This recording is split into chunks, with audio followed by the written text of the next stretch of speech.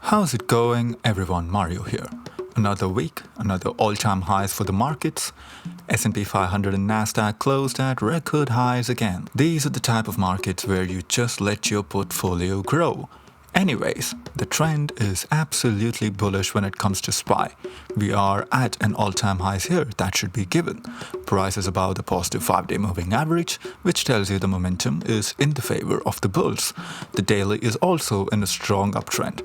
Last week's price action gave us an area to keep an eye out for to the upside. If I switch to the 65-minute time frame, it's around 488.50. Markets tested it multiple times and retraced. We will see how this level comes into play into next week. Possibilities of a blow-off top all the way towards SPY 500 is still in play because the trend is still bullish. There is no reason to look at this chart and go, I'm gonna buy a bunch of puts trying to call the top. But if I look at the daily charts, markets have just been pushing higher for the past 7 straight days in a row. Let's see if we get retracements down the line, maybe towards the 20-day moving average. Wouldn't surprise me. Just because I'm expecting a retracement doesn't automatically mean I'm bearish to markets because the dominant trend is still to the upside. I don't have a fetish which gets me bricked up by looking at red on my portfolio like some of you who consistently try to call the top to prove someone something. As long as we're above positively sloping 5-day moving average, the price action is innocent until proven guilty. We will give the benefit of the doubt to the bulls until proven otherwise. Into next week, we are still in price discovery mode. Who knows how high SPY can go before having a pullback to log a higher low.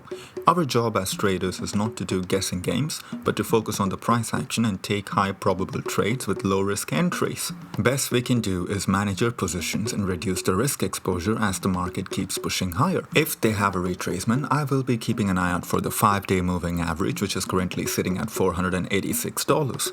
If they start to lose the 5-day moving average next week, we can start getting a bit more cautious, but for now, as mentioned earlier, giving the benefit of the doubt to the bulls for keep pushing it higher. So when it comes to QQQ, we closed at record highs as well when it comes to the weekly basis. But when we switch to the shorter time frames, price is slowly cracking under the 5-day moving average. Though the price is trading under the 5 for now, the slope of the 5-day moving average is still positive. The momentum is still in the favor of the bulls. The rally in the QQQ is led predominantly by the semiconductors, SMH.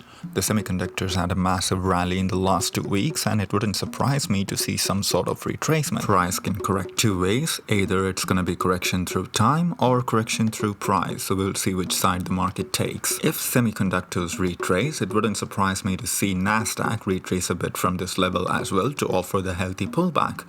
Now, when the tech retraces back, it's going to have an impact on S&P 500 as well. So into next week, the question becomes, are the Qs going to recapture the 5-day moving average and take the S&P 500 towards that blow-off top scenario? Or is the markets going to use the Fed rate hike announcement as an excuse to have a steeper pullback after a strong few days of rally? I guess we have to wait and see. SPY is still above the 5-day moving average while Qs and SMH are under it. So we'll see how this one morphs into down the road. So we'll talk about some of the stocks which we added to the watch list into this upcoming week. The first stock is FWRG. The weekly charts are looking constructive. They are testing this $21 mark, which is the price they IPO'd or went public at. It'll be interesting to see if they can take this out and continue the trend to the upside. The daily charts are still above the positively sloping 50-day moving average and the 200-day moving averages. The momentum is still in the favor of the bulls. And if I switch to the shorter time frames, the 5-day moving average is sloping positive as well. I will be monitoring how this price action behaves around this level into the upcoming days.